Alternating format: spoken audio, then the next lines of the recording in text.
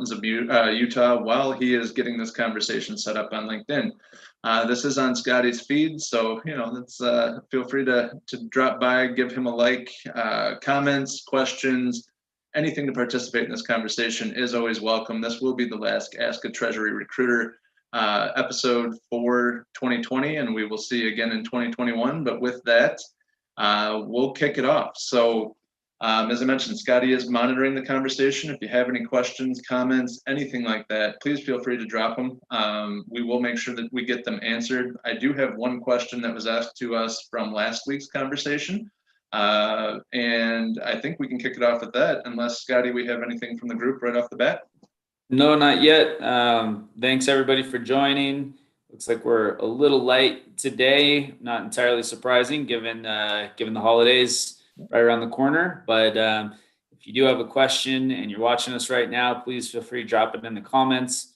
Otherwise, like Joe mentioned, this one may be a bit quick. Yeah, no problem. So really, we had a question come in from Jeremy, and Jeremy, thank you very much. He said, I've interviewed a couple of places and did not get the role. I asked for brief feedback to be a better candidate elsewhere from the recruiter, mostly company recruiters, but he doesn't receive anything. He asks, in our experience, is this something that's just fallen by the wayside, or why might this be happening? So I'll let you lead off and take this on, and then I'll follow up with my thoughts. Sure. Yeah, I mean, I think just to answer your question directly, sadly, this is our experience, right? I think, or at least this is my experience. This is what I hear from candidates in Treasury and frankly all over across industries. It seems to be the norm inside of our business or industry in the recruitment space, and I think we could probably speculate a little bit as to why, Joe, given we've both been on the other side of the desk, so to speak, inside corporate recruiting. But essentially, I think that at the end of the day, most companies tend to, err on the side of let's not get sued. So it's to protect themselves from liability. They don't want to offer any feedback at all, because if there's any even a possibility of misinterpretation that can be viewed as discriminatory, then you open yourself up to a lawsuit. Whereas if you don't give any feedback at all, you just go with a canned, hey, we went with other people who are a better fit, or just, sadly, what we see a lot, just straight ghosting. You obviously don't open yourself to that liability. So I think that, unfortunately, that is a common occurrence right now, and I think that's the reason as to why. Joe, do you have any additional thoughts on that? Yeah, and I do completely agree with you that unfortunately it is a very common occurrence. It's not one that only exists in Treasury; it exists all over the place. I can tell you that in the teams that I've led and the recruiters I've trained in the past, I always kind of look at it as you reciprocate the amount of time that's been dedicated, right? When you're giving feedback. So if it's just something where it's a telephone call or something like that, or if it's just let's start right at the beginning. If it's an application, you can get away with email. You don't know that person. They took the time to apply, but you still close the loop regardless, right? Yeah. When you get to telephone interviews and above, basically anything beyond in the process, my preference and the way that I've trained recruiters in the past is that it should absolutely be a phone call. That's the literal least that you can do. I think where a lot of recruiters shy away from this, or where even a lot of hiring managers will shy away from this, you mentioned it, the liability management. Nobody wants to get sued. I think I've had it in my career before where you just go to send a simple rejection email, and then all of a sudden I've been threatened to be sued. And I am, if anything, I consider myself to be a little bit more pro candidate than anything else, and that really blindsided me. And I'll be honest, it shook me. I had to go talk to our legal team. I worked for a publicly traded company and everything that came about with that. And then this person tried to go to the media because it was publicly traded and everything. It's just like this, just because if you're sitting here watching this saying, yeah, that's not me, it doesn't mean that those people don't exist, which unfortunately, I think you kind of catch the bad behaviors that are caused by the bad apples. So to your point, it is liability management. I think a lot of people also get afraid to just deliver bad news. You get a little bit nervous. You don't want to hear it. It's honestly one of the worst parts of recruiting, I'll say. You want to, obviously the best part is delivering the news that someone got the job, but telling them they didn't get it, especially if they're that emotionally invested in their job search and you can tell that they've really tried their hardest. It's tough news to deliver. And that's where I know we both fall on the side of, hey, what feedback can we provide that will help people in their job search moving forward? And that can be the benefit of working with a third party recruiter, because we have to maintain the relationships with the candidate or with the job seekers. It's a relationship that goes beyond anything with the client. Just because they're not a fit for company A doesn't mean they wouldn't be for company B. So why wouldn't I try to set that person up for success? This is ranting and raving, but it is a sore spot because it is a terrible practice in recruiting. I'll be completely honest about that. I don't agree with it. And it's just an unfortunate circumstance in today's age where you're getting just a canned email response if you're getting anything back at all. And unfortunately, you have to kind of go into it with low expectations. And I know you and I both try to change that with every client that we work with. Indeed. No, I think that, no, you nailed it, Joe. I mean, to your point, I think the only thing I would reiterate is just that I feel the same way. It's it is an unfortunate aspect of what we do. I think, like you mentioned, you've trained people in the past to deliver feedback, insofar as there's not actually discrimination happening, which of course, if there is, that's up to us as recruiters to push back and make sure that hiring managers realize that we don't do that. Right. But at the end of the day, I think you made the good point that you have one or two of those encounters over the course of your career where you get threatened to be sued, even if there wasn't any discrimination or, there wasn't anything even closely resembling it. And it's enough to scare a lot of people off. And then that's where we've landed today. And so hence, I think to your point, for everybody listening, it's really important to level set expectations and also recognize that this is kind of why this poor practice has come about. Yeah, and that's ultimately one of the main purposes of the applicant tracking system is to show non-bias in hiring efforts. So there will be times where maybe you get a rejection letter 3 years after the fact that you applied, or maybe it's 6 months, maybe it's 3 months and it's canned. Usually what will happen is you'll receive that once the position's closed out. So it's either canceled or someone else filled it. That's usually, by law, most large companies will have to go and actually close out, or what is called in the applicant tracking system, disposition, everyone else who's applied, just to close out to show that there was non-bias in hiring practices. So there's like I said, unfortunately, that's the documented piece. So that's probably the piece that you'll get, if anything. And it really just comes down to many recruiters not wanting to share the tough feedback, or just not caring enough, honestly, in the process to take the time to share it with people, which, again, I don't agree with. I think you and I are fairly well stated in, we try to do right by people, right? So just because it's a practice doesn't mean it's one that everyone practices. And we certainly try to fix it any way that we can. Indeed, absolutely. Well, great. Well, we actually got a really good question from Lisa. So, Lisa, thank you so much for the question. Joe, I'm gonna pitch this one over to you first, and then I think we could probably talk about this the rest of the time. But sure. So we'll see how we do. We might get another question, but maybe we will talk about this for the rest of the time. So she asks, how do you display emotional intelligence skills throughout the interview process? Ooh, okay. A real softball to close out the year. Thank you, Lisa. Really, when I think about emotional intelligence overall, it's just, there's self-awareness that plays into this, right? So it's the stuff that we've talked about before, making sure that you're aware of the circumstances of the person who's on the other side of the call, starting the call or the interview on time, ending or being cognizant of that ending time.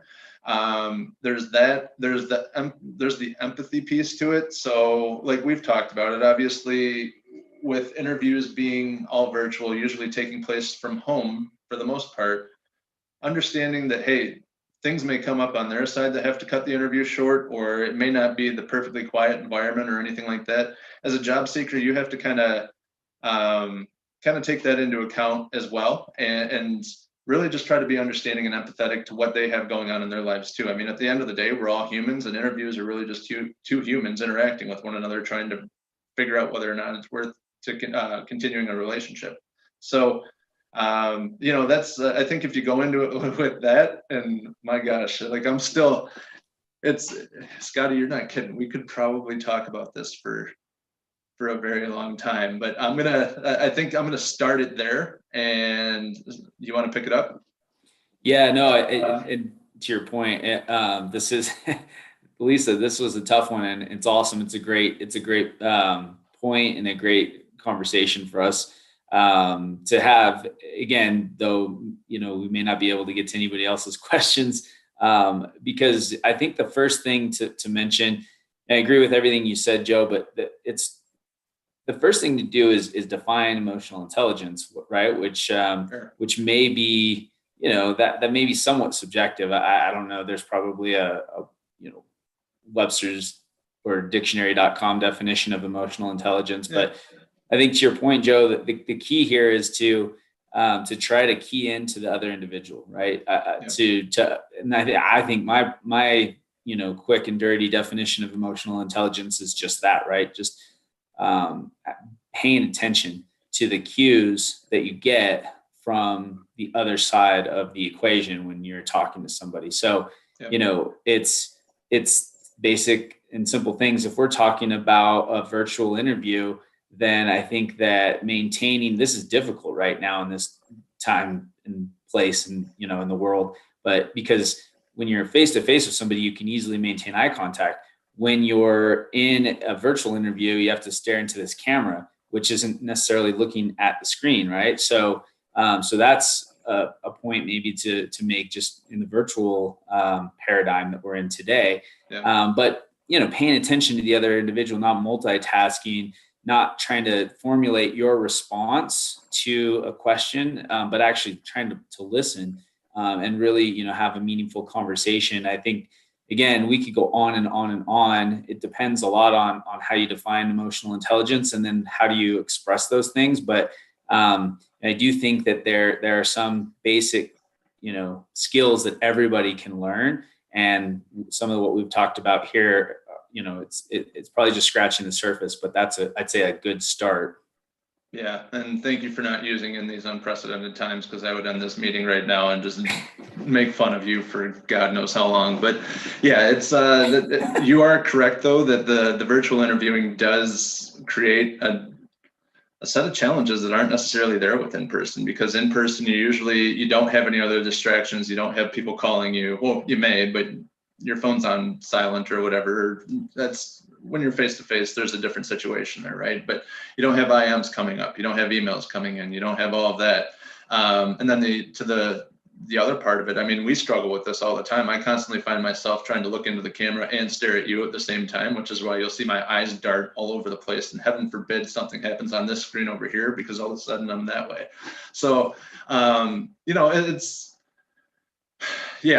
taking that into account and also reading those verbal and nonverbal cues, right? So if someone seems like they're very transactional or they don't have a lot to say, you have to kind of pick up on that. Maybe they're introverted, maybe there's something that's going on where they're distracted, whatever it may be. And you kind of have to read the room and adapt accordingly. And that conversation is going to be different. It could be different even if you have multiple interviews with the same person. They may be in a completely different mood than they are the second time that you speak with them. And just being able to pick up on that, trying to figure out, all right, well, what type of conversation is this going to be? Because that'll ultimately help you understand how much you need to elaborate on answers or how much time you have to talk, opposed to, because what you don't want to run into is if you're just rambling and the person on the other side's like, okay, this has nothing to do with anything I'm interested in or anything like that. That's how you can tank an interview pretty quickly. I mean, frankly speaking, I would argue, Lisa, that if you possess emotional intelligence skills, they will come out in the interview process. The key 100%. Is to focus on what are those skills and how do if there are areas of opportunity we all can improve, how do I do that? So I would say if just from a practical advice standpoint, identify what the skill set is for emotional intelligence. We've given you some ideas today, and work on those skills, and they will get picked up by the person on the other side of the interview, insofar as that person has emotional intelligence, right? Which is not necessarily a guarantee, right? We're all we're all people, and some people are better at this than others, just like anything else. So again, I think to save us from going too far off, I'll go to the next question because we're getting quite a few. Okay. And let's see here. So this is a long one. Melanie, appreciate the comment. So I guess I'm just going to read this, Joe, because otherwise I'll take too much time. So Melanie says, I had a sticky thing come up again around salary range in a first interview. They asked what was my range. So I turned it around and asked theirs and explained I would have to look at total compensation and would prefer to keep to a later interview. And it becomes a strange and uncomfortable thing. They insisted I give a number. It left me with a bad taste in my mouth. This was first round. Joe, what do you think? Yeah, compensation. I think a lot of people, it's brought up usually in early rounds simply for the fact that you want to make sure that you're not talking to someone whose expectations are way off. But at the same time, I think if they keep coming back to it and they harp on it, I can understand why it would turn the job seeker off at the same time.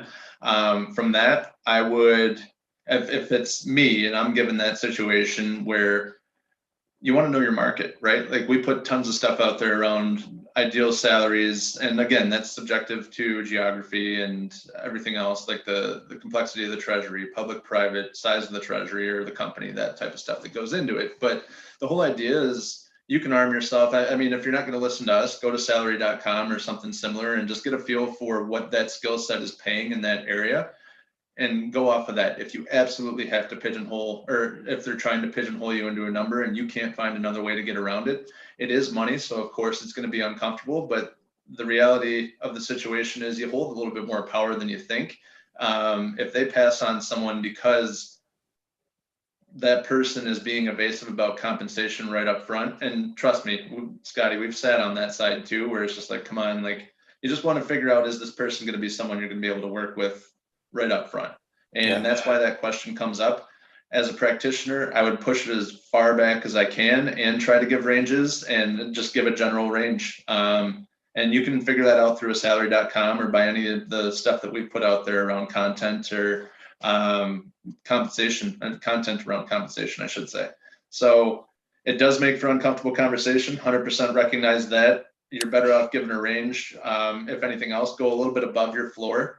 If you're uncomfortable with that, you feel like you're not being truthful, then understand your floor before you start your job search and know that you won't go beyond that. That way, shift your mindset from I want to be selected and I don't want to disqualify myself based on salary to, hey, this is what I know I need and this is what I need this to pay if I'm even going to move forward with this. You'll save yourself a lot of time and heartburn later on in the process. But I think I kind of approach this backward and saying all the research that you need to do going into it before actually getting to the conversation.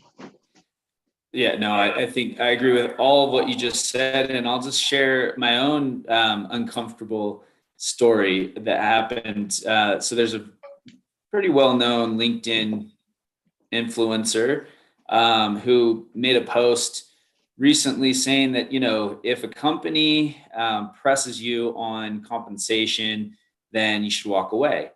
And, you know, I don't know what the context was, right? The context, there wasn't really context in this post. And it's hard on LinkedIn. You only have so many characters and, you know, you don't want to lose people by giving a ton of nuance in your posts. But my argument there, I said, you know, respectfully disagree with you because you'll walk away a lot more than you probably should if you're going to walk away if the company wants to know your range. So Melanie, I would probably err a little bit on the side of understanding what the person on the other end of this interaction was trying to accomplish. And Joe already mentioned it. The whole point is they don't want to find out that you're, you know, so far off in terms of what you need that it's just a waste of your time and theirs to pursue next steps. Yeah. So I think I do agree with Joe that you want to kind of have a sense for what your experience will get you in the marketplace. And at the end of the day, I think, you know, maybe this is a conversation that makes more sense for us to take offline, but I don't necessarily understand what your hesitancy is to offer up compensation early on. Because again, I think maybe it's just simply not realizing that this is the purpose of that question. And perhaps, again, Joe and I, we have a certain way of doing things. Maybe this individual lacked emotional intelligence, and didn't necessarily ask the question the right way. But again, you have to understand that when you say, hey, I'd prefer not to answer this question, until later on, their whole thing is that they just don't want to waste your time or the hiring manager's time. Yeah. So, I think, again, we've kind of talked a little bit about tips and tricks, but at the end of the day, if you're pressed and it's a company in a position that you're interested in, tell them your range. And if it's beyond what they're looking for, like Joe said, then you just disqualified yourself, and that's okay. Yeah. Because the last thing you want to do is get to the end of a process, find out that they can pay, $30,000, $50,000, whatever it is, fill in the blank, less than what you need.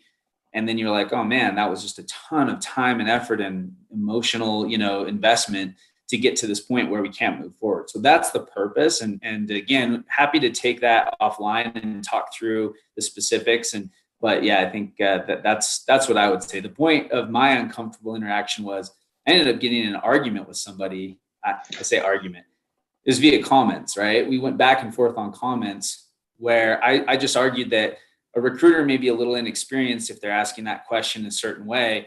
And this person's like, well, an inexperienced recruiter should never handle this, very tough part of the negotiation. They were thinking it was at the end of the process, where I was thinking it was the beginning.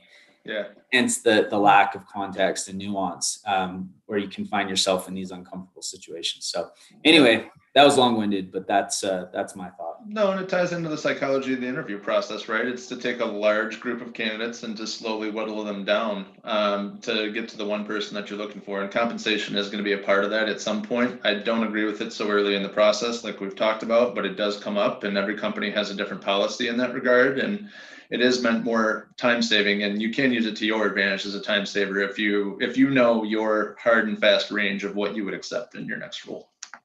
Indeed. Yeah. And at the end of the day, we argue all the time that companies should pay market value. Yeah. And that there are ranges out there that are consistent with the market, and we find it all the time where companies want to pay below market value. And guess what? Those tend to be the companies that make multiple offers that don't get accepted, or that have positions open for several months on end. So, or they hire and become a training ground for the next person who wants to pay what they're worth. So exactly, because hiring manager might tell us, "Oh, I can find somebody," and we won't argue with you. We just won't keep them for all that long. So, so let me see here. I have Nick. I don't know if this is a comment or a question. Let me just read it real quick. If recruiters hear EQ, this is in with regards to Lisa's earlier point. Mm-hmm. If recruiters hear EQ on the call, how do you help clients understand this? Hear it too. Okay. So I think what Nick's asking is, if we as recruiters hear emotional intelligence in people that we're speaking with, how do we help our clients understand it / hear it as well? So that's a good question. I guess the counter here. Well, Joe, what do you think? So and we've talked about this a little bit before, emotional intelligence can tie into the soft skills, right? Where it's, can this person carry a conversation? Do I believe what they're saying? Do they sound credible? Like everything that comes along with that. Could I put them in front of a business partner and have them partner with that person to accomplish a project, something like that? Those are typically the things that recruiters are going to pick up on. It's not necessarily going to be, well, you kind of need the firsthand experience working with the person to judge whether or not, or understand whether or not they're emotionally intelligent, instead of just a 30 to 40 minute conversation. So that comes throughout the interview process, and you do start to pick it up, like, hey, is this person, I guess, are they asking questions throughout the process just to ask questions, or are they actually involved or being thoughtful about the questions that they're asking? Like, I struggle with kind of explaining how this goes, because it just comes naturally to me as we're talking with clients about, hey, this person's personable, like this is the rock star that you need to talk to, or this person might be a little bit more transactional. It could just be because of the setting of the interview or whatever it may be. I mean, there's no, with it being kind of that gray area, how everyone defines emotional intelligence a little bit differently, or, you know, you have the general parameters of it, but it means different things to different people because, I mean, all of a sudden it's a buzzword that popped up maybe 4 or 5 years ago, and now everyone's using it, and it's important in leadership, and nobody, like, there are various explanations as to why that's important too. But when it comes down to it, you just, I don't know. I don't know if it's because I've been doing this long enough where it just becomes kind of that sixth sense where you're like, yep, this person's got it. They're asking thoughtful questions. They're being cognizant of my time. They interact with me like, please and thank you, like even that type of stuff. You pick up on it throughout the course of conversations, even responding to emails or how emails are communicated or how the communication patterns throughout the interview process or throughout my relationship with them. These are the things that I take notes on of people. We use our system for it, right? Where it's, hey, you know, that's, you get a feel for who has that communication style and who doesn't, and you kind of get a feel for the type of person. And it's not anything that's hard and fast. There's no super defined or checkbox or anything like that. Like, I don't know. I struggle with it, to be perfectly honest, and that comes across my answers. Yeah, and again, I think it's because it's a little bit difficult to define, and probably, you know, frankly speaking, this is something that we should do a little better preparation on. You know, what is the dictionary.com definition of emotional intelligence? What exactly encompasses it? There's entire books on it, and frankly, it's been long enough since I've read them that I can't necessarily, you know, sum it up that quickly. But I think specific to the question, you know, how do you help clients understand it? I think the first thing is, you know, one of the things that's super important for us as recruiters to be successful is to understand what's important to clients.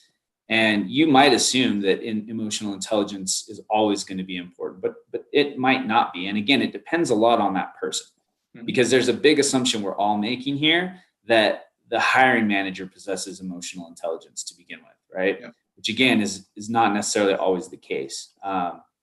In fact, just by definition, it cannot be the case because not everybody has a high emotional intelligence quotient. So I think understanding what's important to the hiring manager, if the hiring manager says they value emotional intelligence and then they are unable to pick up that we believe somebody possesses emotional intelligence, it's just asking them questions to try to, you know, tease it out and help them see what we see. You know, well, did you notice this about said individual? You know, what about their follow-up and you know what I mean? Like, it's asking questions first. You know, I think, Joe, we try hard not to explicitly tell someone, hey, this is what we recommend. We do it, but it's more rare. Right. So yeah, exactly. I mean, at the end of the day, it's kind of not necessarily our place to communicate to a hiring manager or a client that you know, that someone possesses emotional intelligence unless they've made it clear that it's super important to them, and then they're not seeing that on their own. Yeah. In which case, I think we try to, you know, help just be as explicit as possible about it, right? Well, we would ask the question, all right, how are you defining emotionally intelligent or emotional intelligence? And like, we would make sure that that's covered throughout the course of the phone screens and everything that we have going on there. It might be tell me about your experience doing this, whatever it may be. If someone's going to if that's important to a hiring manager, say soft skills, or if it's something that's kind of ambiguous like that, we ask those additional questions to really dig into, well, what do you mean by this? Like, we just took something that's 100,000 square miles wide. Like, let's hone this down to actually understand what you need. And then that's part of the conversation that we have with hiring managers when we're talking about the job and what they're looking for, both from a technical and from a soft skill perspective. It's so important. It's absolutely correct. It's understanding, you know, making sure expectations are clear, but to your point, Joe, drilling down on what certain things mean. Because somebody tells me, oh, I value emotional intelligence. I have in my mind what that means. But to your point, it may not mean the same thing to the client, right? So to your point, we've got to understand, okay, well, what does that mean to you? And then we try and just take it as narrowly as we possibly can. And we always, like we do with job seekers, where we ask what's most important to you in the next job you take. with hiring managers, it's the same thing. You know, stack rank the top 3 most important criteria in this candidate, right? And the reason we keep it broad that way is because it may be experience, but it may be the soft skills or the, you know, attributes or characteristics. No, but these are some good questions today for sure. And I think we've pretty much covered the questions we got from the community thus far. So if anybody has anything else, kind of last call at this point for additional questions. Joe, what do you think? Maybe we ought to cover emotional intelligence in more detail one of these times, huh? Yeah, it just gave me some reading over the holidays. Thank you. Just to really brush up, as I mentioned, I do have a book actually on emotional intelligence written by Harvard Business Review. I haven't revisited that in a couple of years, so there's my homework. Indeed. Well, great. Yeah, I don't see anything else coming through here. So just want to once again thank the community for jumping on today. I think that's it, Joe. Yeah, all good by me. Thanks for the participation. And again, not just for today, but you know, this was a new initiative that we launched, just not even knowing what we were getting into. You guys will throw us the occasional curveballs that you can see us struggle with on air. It's usually me more so than Scotty. But it's we certainly appreciate this time that you guys spend with us, or that this group spends with us each week. We look forward to doing it in 2021 again. This will be the last one for 2020, but along with that, for those of you we don't talk to before the holiday, have a safe, a happy, and a good one. And we'll catch you on the flip side in 2021. Take care. Indeed.